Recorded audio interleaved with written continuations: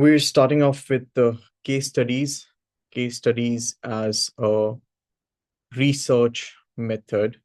And as we speak about research methods, there are 6 different research methods that are part of our syllabus, which I have mentioned earlier numerous times. And they are number one, experiments, number two, self-report measures that include both questionnaires and interviews. Number three, case studies, which would what we'd be doing today. Number four, observation as a research method. Number five, correlation methods, and number six, longitudinal methods. Now, out of these 6 different research methods, we're done with the first two, and we're starting off with the third one today, that is a case study. When we speak about, or as we speak about case studies, what exactly are case studies? But before I could get there, these two research methods that I have highlighted over here, that is self-report measures as well as observation, both of them, they are examples of a data collection technique as well. Now, what do I mean when I use the word data collection technique? When you're collecting data from participants through a questionnaire, you're if you're using a questionnaire in a research, you're actually collecting data. Likewise, if you are using interview in a particular research, you're actually collecting data.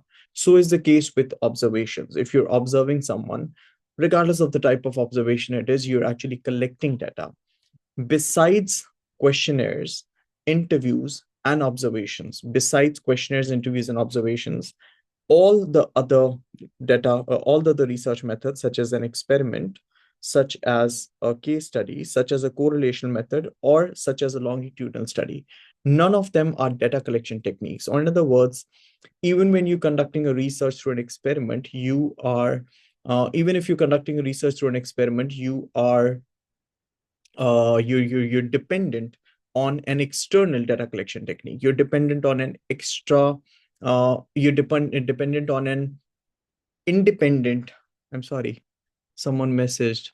Someone says I'm muted. No, I'm not muted, child. Probably you haven't switched on your audio, and I'm not sure if you, since you can't hear me, I'm sure you don't get what I'm saying. So I'm not muted.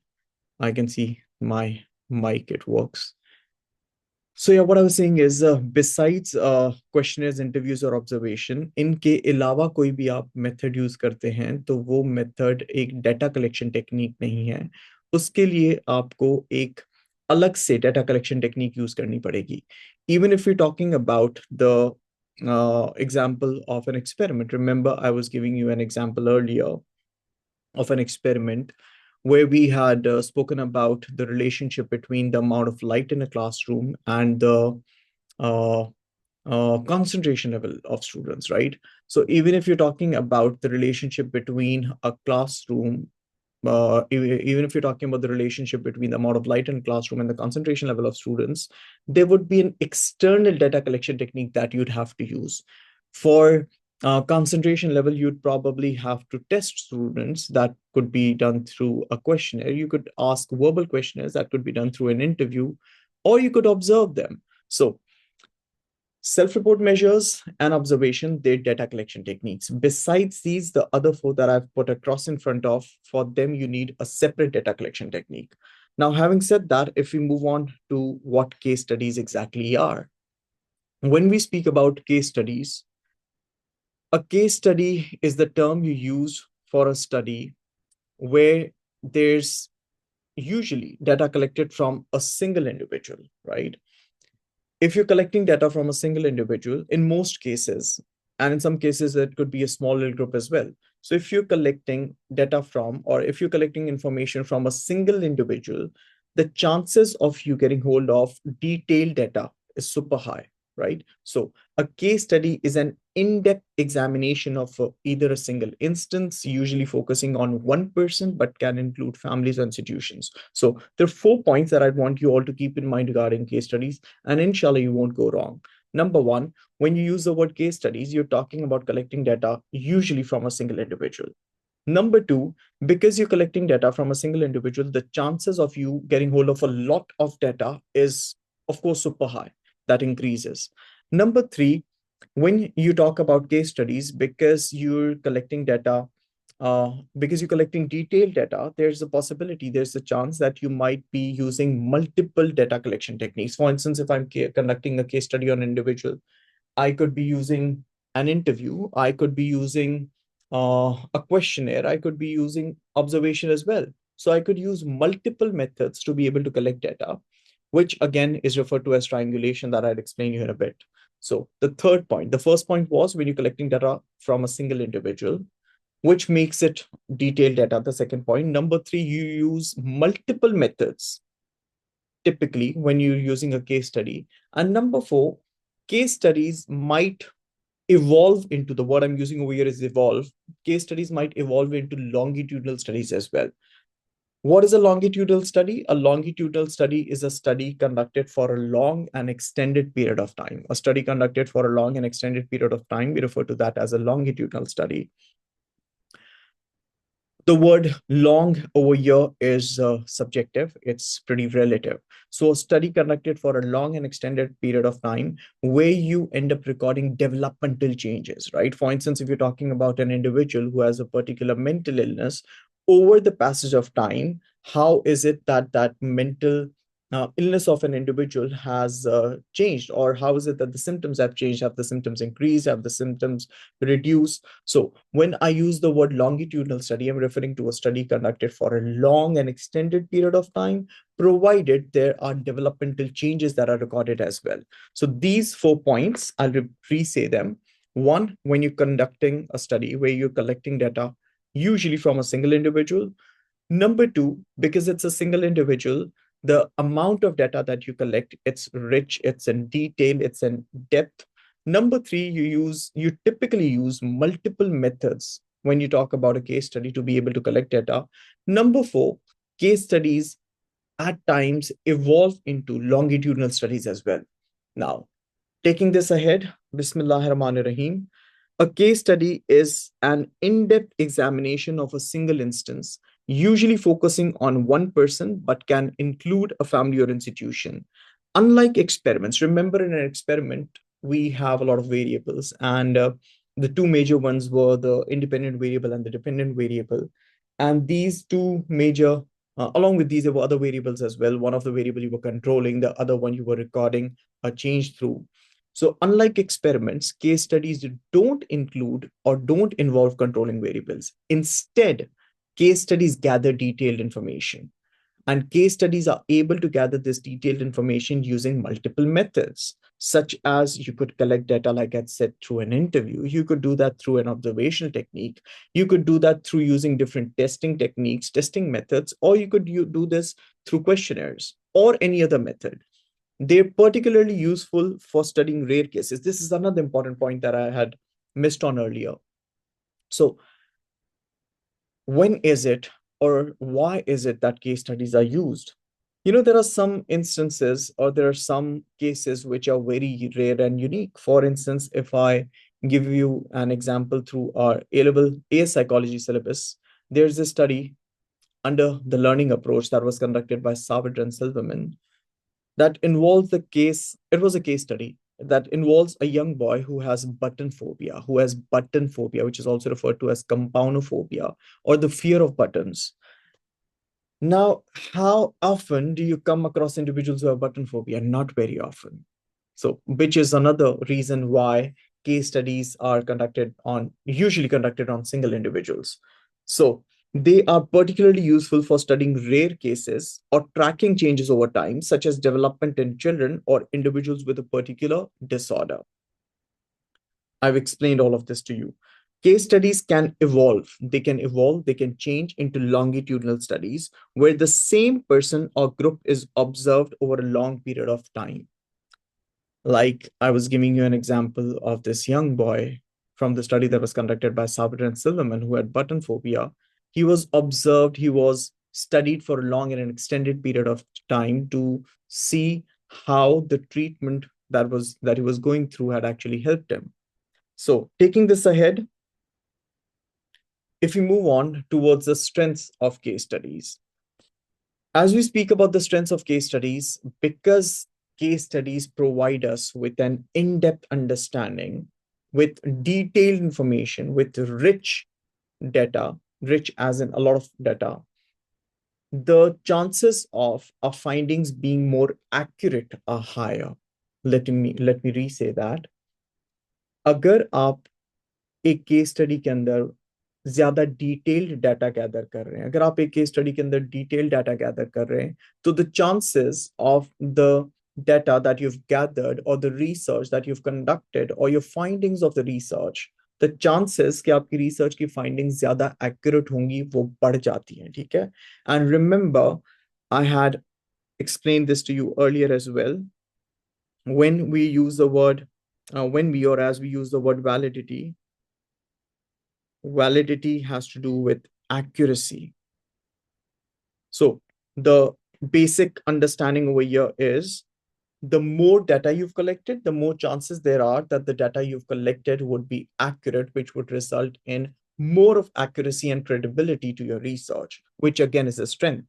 So the first strength over here, strength of case studies, number one, provides an in-depth understanding within real-life context. Typically, case studies are conducted on individuals in their day-to-day, everyday, usual, natural environment. So because there's real life context, because the amount of data that you've gained, that you've gathered is a lot, this increases your understanding on that particular subject matter, which increases the level of accuracy in your findings, which in other words means your study might be seen as having high validity.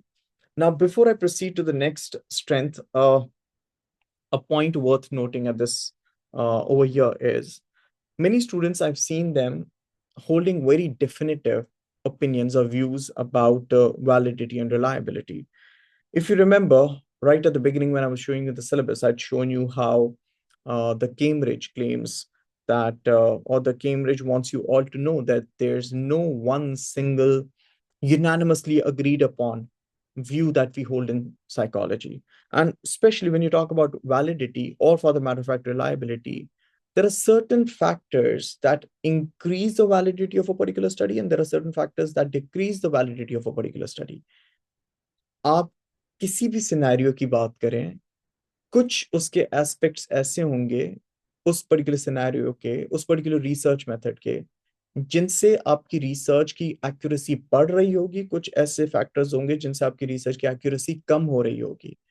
तो holding this very definitive and a concrete and an absolute opinion कि case study की validity high है या case study की validity लो है would be, I'd rather say, an immature statement, right? Let's understand let's understand the concept. And then once we've understood the concept well, we used our research methodology or methodological knowledge that we've gained for a particular situation to see कि क्या इस particular situation के अंदर validity बढ़ रही है या इस particular situation के अंदर validity कम हो रही है. ये simply बोल देना कि किसी भी study की validity high है या low है isn't the right thing to do. So high validity कैसे हो सकती है?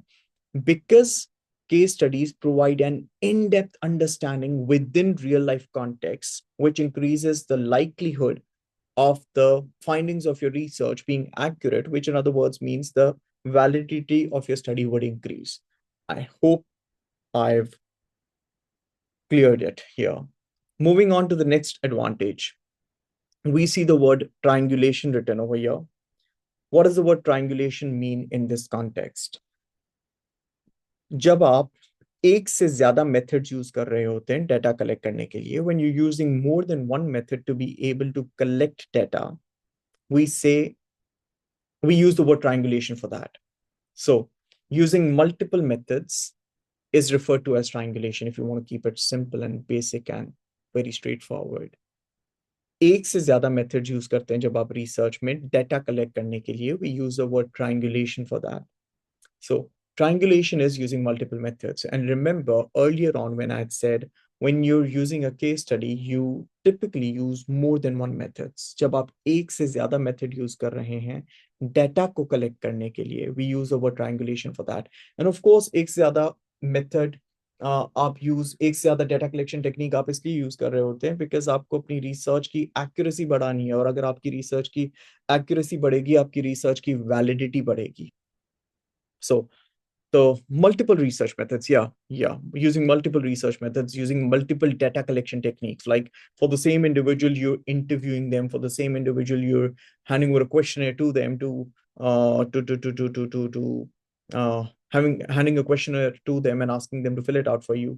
Or for the matter of fact, you conducting any other test on that particular individual. Could be an IQ test too, a psychometric test, or you, for the matter of fact, uh, using observation as a research technique as well. अगर आप multiple methods use करते हैं data collect करने के लिए, तो we use the word triangulation for that, which increases the validity of a study, or which we think would increase the validity of the study, because you're using multiple methods with the intention of having a better insight into that particular subject matter. Number 3, rich detail. Now, I know, I'm aware that these points, they're all interconnected, they're pretty intertwined too. So rich detail, the information that you've gathered, because again you're gaining a lot of insight because it's the same individual that you're typically studying. You do not necessarily have to focus on what that particular what that particular individual is experiencing at that particular time. It's an opportunity that you have as a researcher to be able to uh, gather data, maybe from the past as well. Maybe a particular illness that an individual is experiencing has to do with an event in their life, a particular trauma that they're carrying in the head. So rich detailed data would or might include data or information about the past experiences, how they feel, and how that consequently leads to them behaving the way they do. The next advantage, high ecological validity.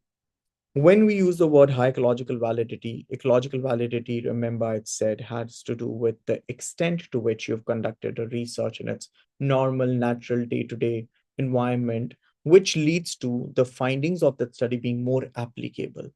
If you're conducting a research in a participant's day-to-day, everyday, natural, normal, usual environment, this would increase the ecological validity of a study, right? Ecological ecosystem, if that helps you learn it better. So these were a few strengths. These were a few strengths of the usage of case study in a particular psychological research. Weaknesses of a case study now.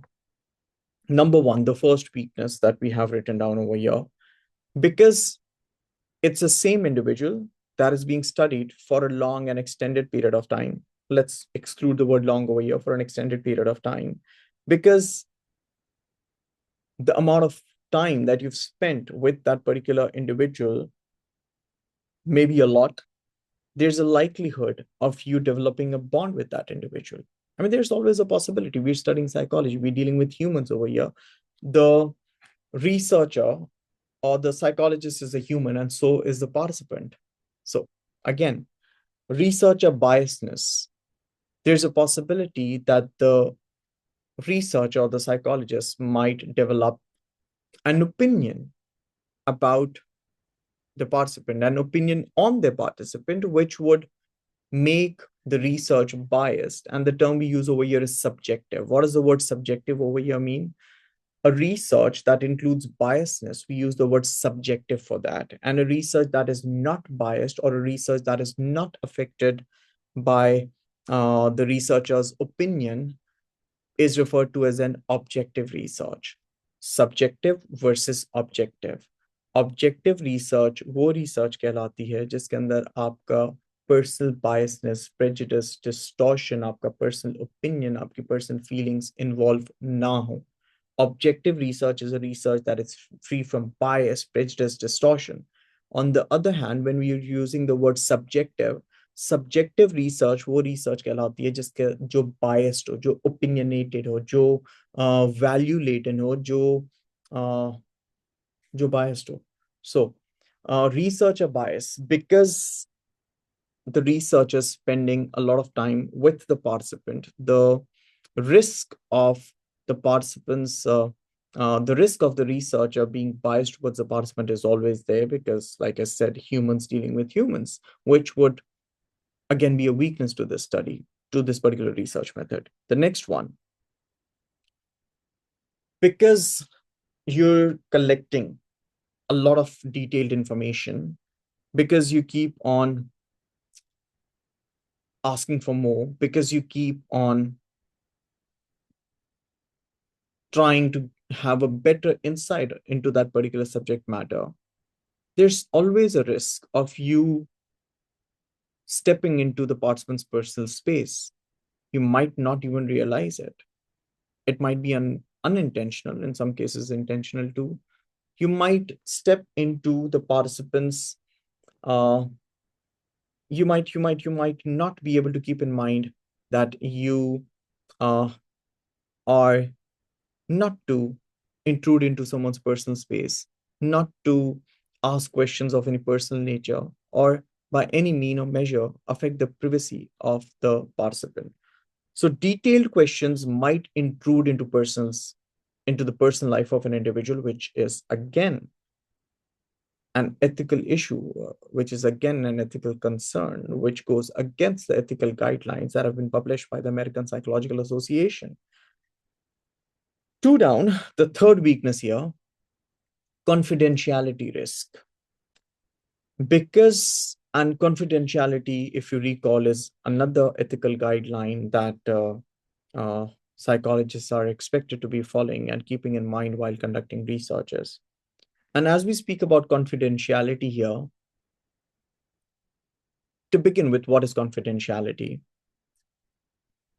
When a researcher is conducting a research, when a psychologist is conducting a research, it is a psychologist's responsibility to keep the identity of the respondents, in this case, a respondent, anonymous. If there's any lead, any trace, any track, or any piece of information that could help anyone else trace that particular individual, just remove it and do not publish it. Do not publish it. It is considered to be the responsibility of the psychologist to ensure that the identity of the participant is kept concealed and it is not revealed. No one knows who the participant was. Why though? Because not every research has a favorable outcome, because not every participant in a research would want to publicly announce or publicize their affiliation with any particular research. So it's considered to be the psychologist's responsibility. It is considered to be the psychologist's responsibility to ensure that uh, the identity of the respondent or the participant in a particular research is kept hidden, or yeah, it's kept hidden. Now, I was just explaining you what confidentiality is. Now, let's link it as a weakness to case studies as a research method. Because it is mostly just a single individual that you're conducting a research on, the likelihood of the individual easily being able to be identified is high. क्योंकि आपकी research आप एक single individual पे conduct कर रहे हैं, typically conduct करते हैं टिपिकली, तो चांसेस ज्यादा हैं कि आप उसकी आइडेंटिटी को छुपा ना सकें, या कोई ना कोई किसी ना किसी तरीके से उस इंडिविजुअल को ट्रैक डाउन कर सके, ट्रेस कर सके, which is again an ethical guideline that would not be followed. So confidentiality risks, it's hard to fully disguise the participant's identity. It's hard to fully disguise the participant's identity because like I said, because of the very nature of a case study, it's typically one individual, and the amount of details that you provide, even if you're not naming or mentioning the specific details of that particular individual, there's always a possibility that you might end up revealing more than you should have. So, which again is a flaw, which again is a disadvantage.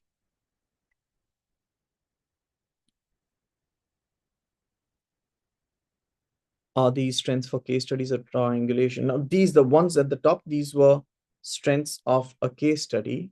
And now we're discussing the weaknesses of a case study. Yeah, so their strengths and weaknesses of case study as a research method. And triangulation, the word triangulation, we use the word triangulation because typically case studies involve using multiple methods to be able to collect data. Now, moving on, I'm sorry, I was just answering a question that a student asked. Moving on to the last weakness that we have written down over here, it has limited generalizability. Now, what does the word generalizability over here mean? When I use the word generalizability, when we're using the word generalizability, we're typically referring to the extent to which the findings, the result, the outcome of a research can be applicable on the wider population. हम generalizability का term use करते हैं जब हम बात कर रहे होते हैं कि किस हद तक हमारी रिसर्च के जो रिजल्ट्स हैं, हमारी रिसर्च के जो फाइंडिंग्स हैं, वो वाइडर पॉपुलेशन पे एप्लीकेबल हैं. That's the word generalizability. Okay. Now, I just take the opportunity of clarifying something which many students I see them getting stuck with. Generalizability अलग है, representativeness अलग है. I repeat, generalizability and representativeness, they seem similar. They are they seem similar. They're interlinked, but they're not the same. They're not identical. What is representativeness and how is representativeness different from generalizability?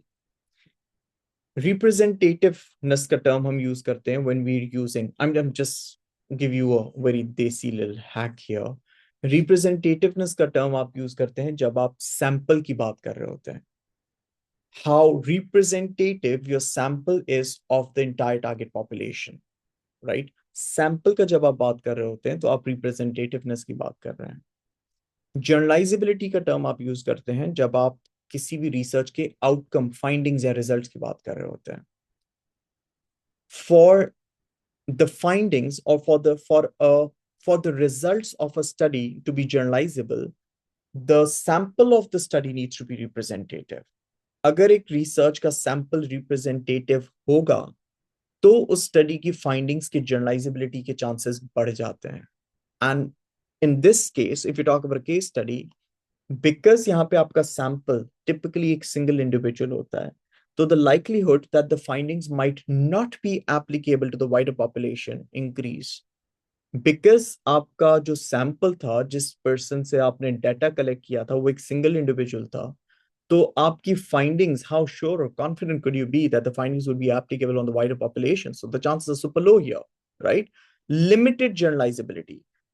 Findings from one individual may not apply to others, which reduces the generalizability of